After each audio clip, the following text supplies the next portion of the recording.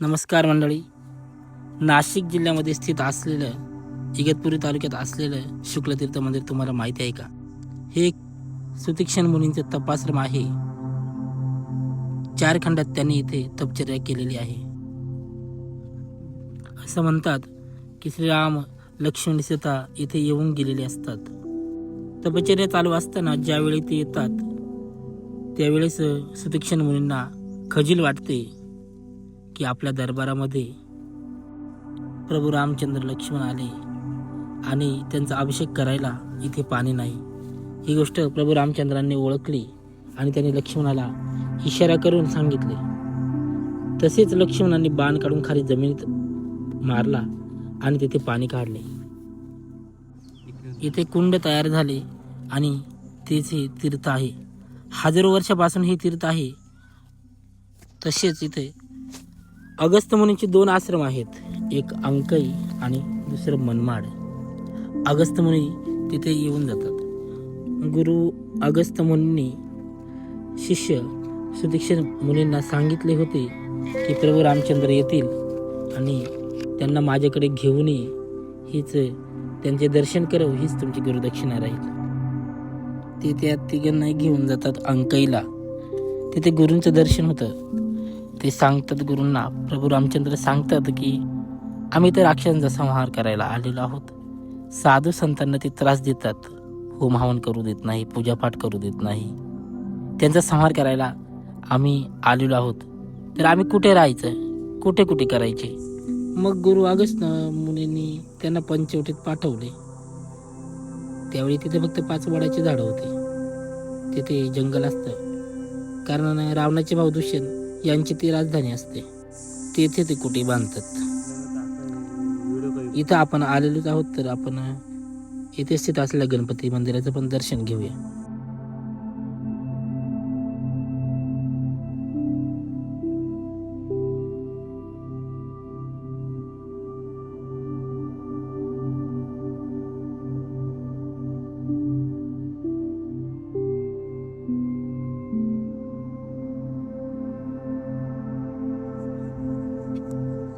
जे माहिती आम्ही सांगू राहील ते सगळे आताचे मठाधिपती असलेले महंत विश्वंभरदास जी त्यांनी दिलेली आहे. गणपतीचं जर दर्शन झालेले तरच आपण महादेवाचं पण दर्शन करूया.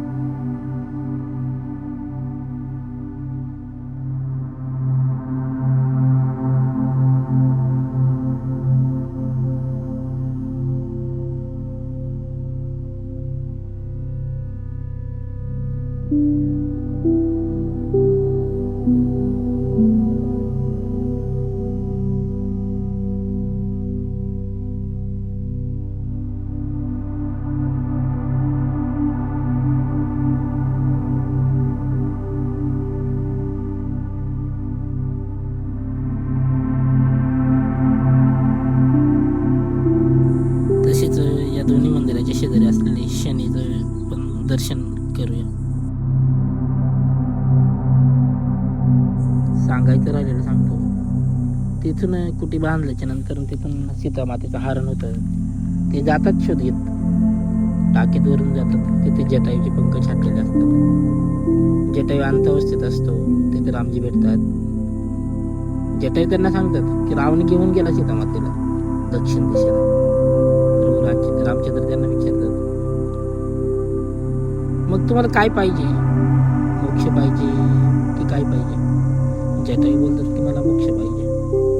मग टाकीत तिथे प्रभू रामचंद्र सर्व तीर्थांना आवाहन करतात. सर्व तीर्थाचं पाणी ते प्रकट करतात आणि तिथून मग ते पाणी गरुडाला पाजून, जटायूला पाजून त्यांना ते मोक्ष देतात. दक्षिण दिशेत चालत असताना पुढे जातात. मग पुढे बजरंगबली, सुग्रीव हे सगळे भेटतात त्यांना. सेना बनत जाते, लंकेला पोचतात, रावणाचा वध करतात. मग वनवास बघून आल्यानंतर त्यांना राजा बनवायचं असतं अयोध्येचं. पण त्यांच्यावर ब्रह्महत्येचं पातक असतं, कारण रावण ब्राह्मण होता. मग अडचण येते राज्याभिषेकाला. सर्व महर्षी मुनी, साधू संत यांची सभा होते. त्यांचे राजगुरू वशिष्ठ मुनी, अयोध्येचे रामानुज, ते सांगतात की तुम्ही जिथे लक्ष्मणाने बाण मारलेलं आहे तिथलं पाणी घेऊन यायला लागेल. एका रात्रीत पाणी आणायचं असतं, कारण सकाळी त्यांचा राज्याभिषेक असतो. सूर्य उगवायच्या आत पाणी घेऊन यायचं असतं.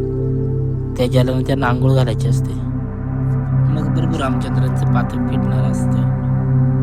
बजरंगबली येतात इथे शुक्ल तीर्थावर, जिथे आपण आलेलो आहे.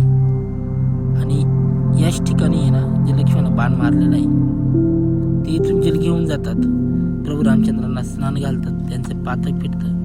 मग त्यानंतर त्यांचा अभिषेक होतो. असं हे स्थानाचं महत्त्व आहे. येथे भरपूर काही धार्मिक विधी होतात. येथे तसेच 4-5 भंडारे पण होतात.